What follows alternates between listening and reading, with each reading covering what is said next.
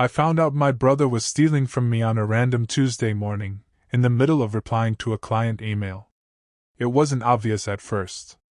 Just a sentence that felt off. Hey, I decided to go with Daniel after all. Daniel is my brother. At first, I thought it was a mistake. Maybe the client meant someone else. Maybe they got confused. But the email thread clearly showed my proposal, my pricing, my timeline. And then, suddenly, they switched to him. I sat there staring at the screen, rereading the message like it might rearrange itself into something less ugly. My brother and I have always been close. Or at least I thought we were. I built my business from nothing. Long nights, unpaid invoices, stress I never shared with anyone. And he struggled. Job to job, never stable. So I helped him. Gave him work. Introduced him to people. I never imagined I was feeding the person who would quietly replace me. For context, I run a small consulting business. Nothing huge, but enough to support my family comfortably. My brother Daniel had always been the lost one. That's what my parents used to say. I hated that label. So I tried to be the opposite of them. I included him. About 3 years ago, I started bringing him into small projects. Nothing major. Just tasks he could handle. I vouched for him when clients were hesitant. Trust me, I'd say. He's good. And to his credit, he was good. Better than I expected. He became reliable. Clients liked him. I felt proud, honestly. Like I'd helped him get back on his feet. But there were small things I ignored. He'd ask for full client lists. Just in case. He started wanting direct communication instead of going through me. At the time, I told myself it was growth. Confidence. Now I realize it was access. Looking back, the red flags were there, just quiet enough for me to rationalize them. He started showing up differently. Better clothes. New watch. Talking about future plans, in a way that sounded separate from me. Once I joked, "Don't steal my clients." He laughed. Too quickly. "Why would I do that?" he said. And I believed him. Because he's my brother. Because I had invested not just money, but trust. There were also moments where clients would mention conversations I wasn't part of. "Oh yeah, Daniel said we could tweak the scope." I'd nod like I knew what they were talking about. Afterward I'd ask him, "Hey, can you loop me in next time?" "Yeah, of course," he'd say. Always casual. Always dismissive. And I'd drop it. Because I didn't want to be controlling. I didn't want to seem insecure. I didn't want to believe anything was wrong. The first real crack came a few months before that Tuesday. A long-term client of mine suddenly stopped responding. No explanation. No complaints. Just silence. I followed up twice. Nothing. I remember feeling anxious, but I convinced myself they were just busy. Then, about a month later, I saw their company update on LinkedIn. They had launched a project. A project I had pitched to them. But I wasn't credited anywhere. Instead, there was a vague line. "Special thanks to our external consultant." No name. No tag. I texted the client. "Hey, congrats on the launch. Looks great. Curious, who did you end up working with?" They replied hours later. "Oh, Daniel handled everything. Didn't he tell you?" I remember just sitting there, phone in my hand, feeling something drop in my chest. I confronted him lightly at first. "Hey, did you take over that project with Mark's company?" He didn't even look guilty. "Yeah, they reached out to me directly. That was my client." He shrugged. "I didn't steal them. They came to me." It was said so casually that I almost doubted my own reaction. "But why didn't you tell me? I didn't think it was a big deal." That sentence stuck with me. Not a big deal. Years of building relationships. Trust. Reputation. Not a big deal. I should have pushed harder then. I should have drawn a line. Instead, I told myself maybe it was just one situation. Maybe it was messy, but not intentional. I wanted to believe that. Because the alternative meant my brother was deliberately betraying me. And I wasn't ready to face that. After that conversation, things became tense. Not openly hostile. Just off. He stopped sharing updates entirely.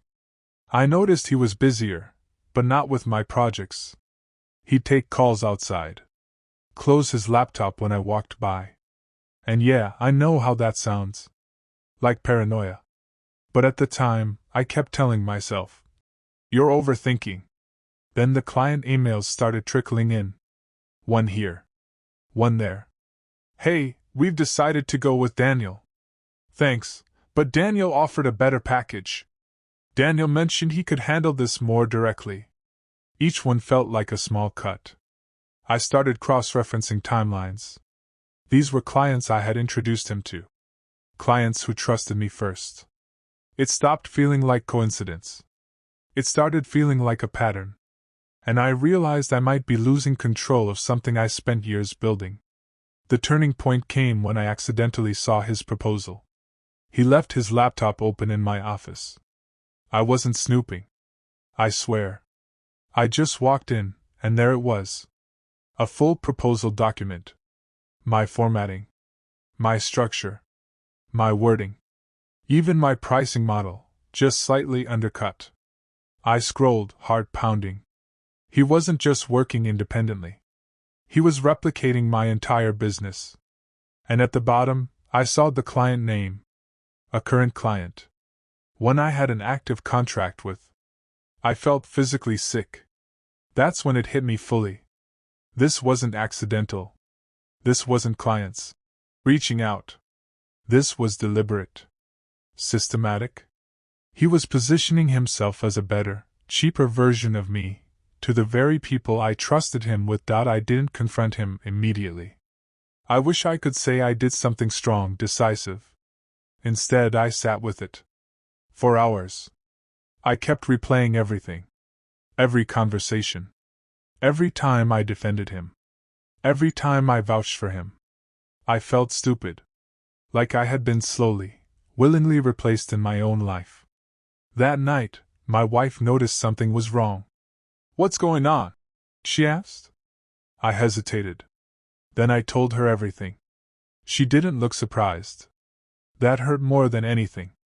"I had a feeling," she said quietly. "Why didn't you tell me? You wouldn't have believed me." And she was right. I wouldn't have. Because I trusted him more than I trusted my own instincts. The next day, I confronted him properly. No soft approach. No pretending. "I saw your proposal." Silence. "You're undercutting me. Using my clients. My systems." He leaned back, arms crossed. "I built my own relationships too. With my clients. They're not yours forever."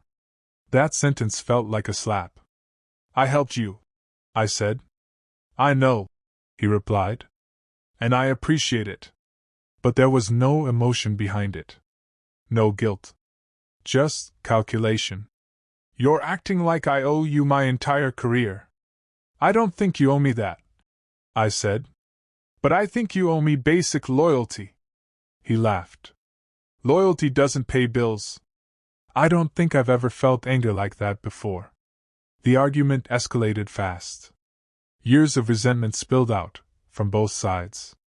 "You always treated me like the screw-up," he said. "I defended you when everyone else didn't. You controlled everything. I gave you opportunities. You kept me dependent." That one hit me hard. Because part of me wondered if it was true. Had I been helping him, or keeping him close where I felt needed?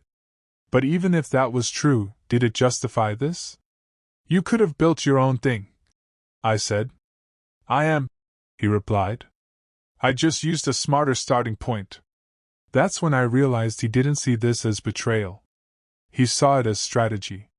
And I was just collateral. My parents got involved, of course. Family always does. And somehow, it became messy in ways I didn't expect. My mom cried. Why are you two fighting like this? My dad tried to mediate.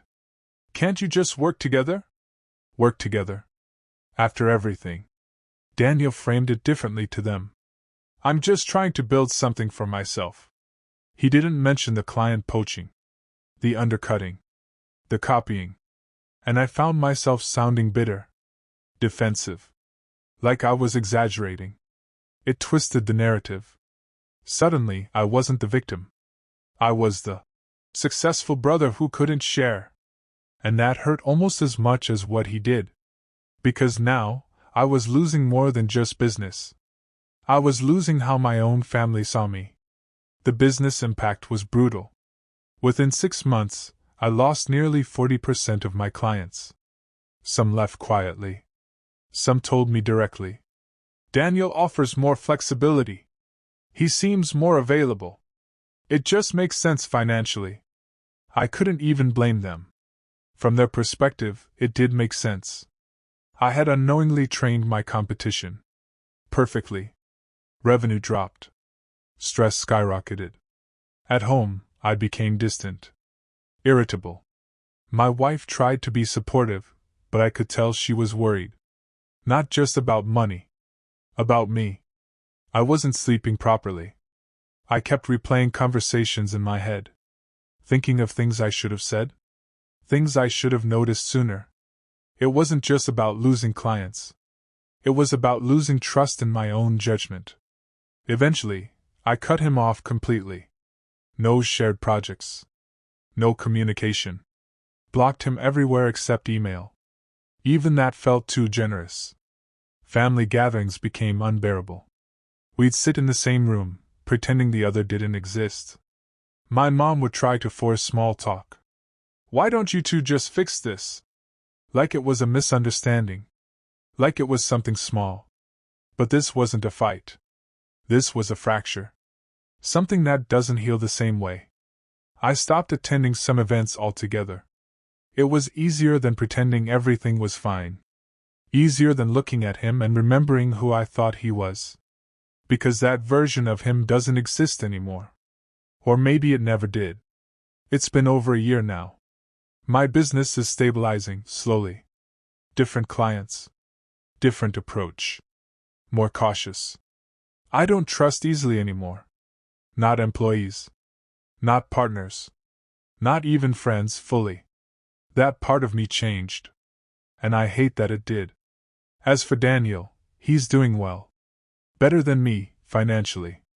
I hear it through family updates I didn't ask for. It still stings. Not because I want him to fail. But because of how he succeeded. And sometimes, late at night, I wonder. Was I naive? Or was I just a decent person in the wrong situation? I still don't know. If there's anything I've learned, it's this. Betrayal doesn't always come from enemies. Sometimes it comes from the people you built up with your own hands. The ones you defend. The ones you trust without question. And the worst part isn't the loss of money. Or clients. It's the loss of certainty. That quiet belief that the people closest to you wouldn't cross certain lines. I still think about confronting him again. Saying everything I didn't say. But I know it wouldn't change anything. Because he doesn't see it the way I do. To him, this was survival. To me, it was betrayal. And somehow, both can be true. I just wish I had seen it sooner.